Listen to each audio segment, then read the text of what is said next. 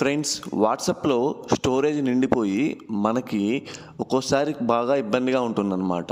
ఎవరైనా తెలిసిన వాళ్ళు కానీ లేదా కొత్త వాళ్ళు కానీ మన వాట్సాప్కి ఫొటోస్ కానీ వీడియోస్ పంపించినప్పుడు ఆటోమేటిక్గా డౌన్లోడ్ అయిపోతుంటాయి అన్నమాట.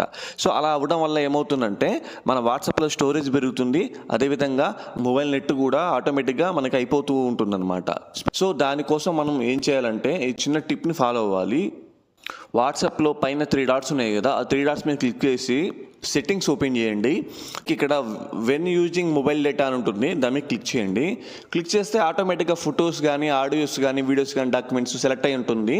సో వాటన్నిటిని మీరు తీసేసుకోండి అనమాట, ఆఫ్ చేసేసుకోండి.